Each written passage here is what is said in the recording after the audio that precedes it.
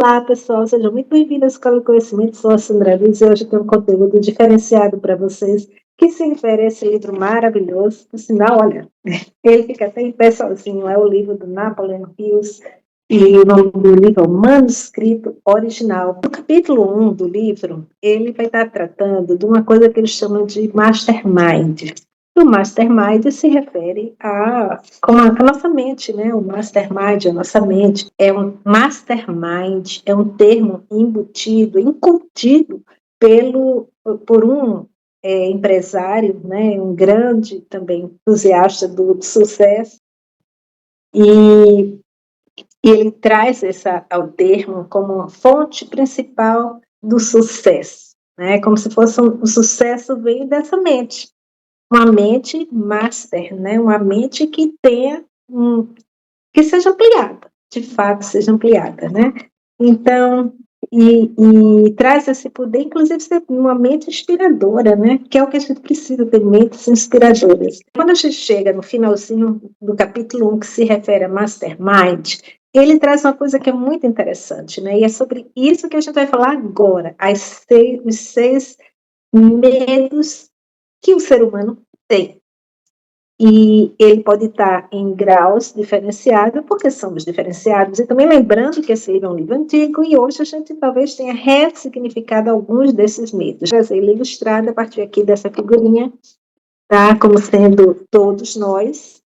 Então, estamos falando aqui de um coletivo. E eu acredito que talvez você também se permita ver nesse sentido. Então, vamos falar sobre cada um desses medos. O primeiro medo, medo da pobreza. Então, eu vou pegar uma figurinha aqui, tá? E vou colocar aqui atrás, botar nosso personagem um pouco mais para frente, para vocês verem melhor. E aqui está o medo da pobreza. Então, para que a gente possa ter uma compreensão melhor, eu vou primeiro trazer todos os 6 medos e depois a gente analisa um a um, tá? Então, o primeiro medo que se refere ao medo da pobreza, estou colocando aqui atrás do personagem. Estou colocando um quadradinho pequeno, como sendo o medo da pobreza.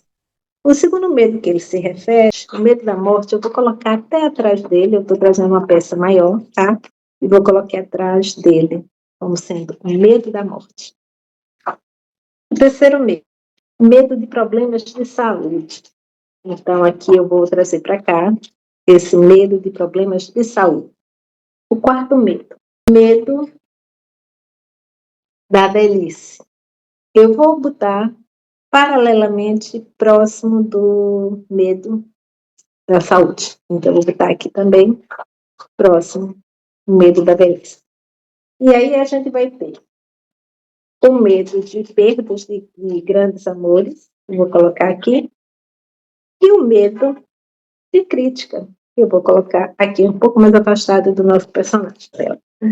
Então, veja, aqui eu fiz um posicionamento para que a gente pudesse ver os medos, e aqui eu fiz minha forma de posicionar. Ela pode ser aleatória, ela pode estar o boneco no meio, com todos os medos arrodeando. Então, eles podem estar na mesma dimensão, mas eles podem estar em dimensões diferentes da forma que você vê. E é interessante que eu estou fazendo assim de forma inconsciente, eu estou fazendo aqui de forma inconsciente, eu fui posicionando, tá? Aí ele começa, a gente vai verificar, ele está aqui na frente da vida, e a gente traz para trás dele os medos que vêm caminhando com ele, né? O medo da pobreza é inerente ao ser humano. Quando a gente teve, por exemplo, a pandemia, muitos foram para a rua, muitos se desesperaram, porque, por exemplo, uma perda de recurso financeiro ou uma falta de emprego, né, um mercado fechado, isso vai criando um medo coletivo. Não significa que todos vão sentir o mesmo medo. Por isso que, quando a gente está falando aqui de medos, e o autor está se referindo aos medos, ele está se referindo à questão de que a gente precisa saber lidar com esses medos. A gente entender que eles existem em graus maiores ou menores e saber lidar com eles. Esse é o fundamento do que a gente está vendo aqui, ok? Então, o medo da pobreza, sim, ele é inerente do homem que está dentro de um processo de cada vez mais de capitalismo, e dentro de uma pirâmide, que é a pirâmide de Maslow, a gente tem os elementos básicos, que é a alimentação, E a alimentação requer recursos financeiros, inclusive para que a gente tenha uma boa alimentação. Porque, caso contrário, esse pilar não seja, de alguma forma, resolvido, a gente vai ter uma dificuldade nesse pilar aqui, que é a saúde, né? E também no envelhecimento, porque nós somos, é um caminho de todos nós, chegar ao crescimento, criança, adulta, né? E chegar à versão do idoso, né? De chegar ao envelhecimento. Aqui é um grande medo, porque o que é que acontece? Como você vai chegar lá, se você não tiver esse pilar resolvido, como é que você vai estar nesse pilar? Então, isso gera muitas vezes um medo, né? E também porque, segundo o autor, é atribuído de que é a natureza por si só, e é uma coisa que já vem bem ancestral, a gente já tem embutido na mente de que o mais forte é o que tem vitalidade, e o mais fraco é o que já perdeu a vitalidade por conta da idade, né? Então, a gente tem na nossa ancestralidade muitas, muitas histórias onde a idade avançada ela passava a não ter vitalidade, né? Então, e isso dentro do contexto de uma sociedade começava a ter dificuldades. Porém, a gente já começa a quebrar esse pilar, eu vou reduzir ele aqui. Por quê? E trazer para trás, e trazer um pouco bem para trás, porque a gente hoje já consegue, vou deixar tudo aqui no mesmo alinhamento, porque hoje a gente já consegue, nesse sentido aqui, do pilar da idade, né, da velhice, a gente já consegue através de recursos, de atividades físicas, dá muito mais vitalidade a esse idoso. Então, ele está vivendo muito mais. As experiências da nossa modernidade, da contemporaneidade agora, mostram isso. Então, aqui é um pilar que a gente está conseguindo resolver.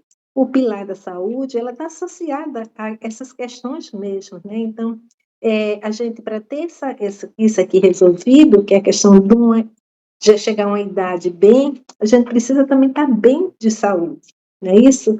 E, e os recursos financeiros, eles também fazem parte desse contexto e vai nos dar essa base para que isso aqui funcione bem. Aí vamos falar sobre o pilar de medo da perda do amor. Então, essa perda afetiva, muitas vezes está associada com a questão da idade também, porque o que é que ele, no estudo dele, ele observou que os asilos, as pessoas idosas, elas estavam muito, não tinham mais, elas tinham tido perdas de relacionamentos com familiares, né, porque eram jogadas nos abrigos, então isso gerava, né, vamos dizer, que gera, quer queira ou não, gera uma consciência mental, né, uma forma de pensamento embutida de muitos, de uma geração, que dificulta as outras gerações que vão vir à frente, né? Mas é nesse ponto que o nosso estudo está trazendo o quê? O que é que o autor está querendo nos dizer? Que nós podemos passar por tudo isso aqui caminhando para frente e solucionando e criando, não vou dizer estratégias, mas ressignificando esses medos, né? Então, a medo de ficar só, a gente pode ressignificar o medo de adoecer, não precisamos ficar gerando ele, a gente ressignifica buscando saúde, né? O medo de financeiramente não estar bem, a gente tem todas as possibilidades de buscar coisas que nos dê formas da gente poder se manter. Então, sempre há uma possibilidade, uma forma da gente gerar, ressignificar e transformar as coisas. Então, é isso que o autor fala quando ele fala da mente brilhante, né? Mastermind. E aí é que é crítica, né? Eu botei a crítica um pouco mais afastada de todo esse contexto aqui, porque algumas pessoas têm medo da crítica. Então, por exemplo, numa rede social, eu vou fazer um vídeo, estou fazendo esse vídeo aqui, Eu poderia também estar aqui numa sensação de crítica, será que as pessoas vão criticar porque eu estou usando esses elementos, né? Então, a gente tem que superar essas críticas, olhar para aquilo que a gente quer de fato fazer na vida, transformar as nossas vidas, e se as nossas vidas são transformadas, a gente também pode gerar transformação na vida de outros. Então, esse é o contexto do que a gente está conversando aqui, esse é o contexto que eu quero trazer para vocês, tá? Então, recapitulando os 6 medos e os quais a gente consegue administrar. O medo da morte, eu não falei sobre ele, né? Mas o medo da morte é inerente ao ser humano e também ele fala que existe um contexto que é inerente, né, do ser humano mesmo, da natureza, e existe um contexto que é social. Então, a igreja embutiu muito essa relação do céu e inferno, né? As religiões e os templos, religiões, eles embutem muita coisa do céu e inferno, ou você vai para um lado ou vai para o outro. Então, isso começou a gerar medos, né?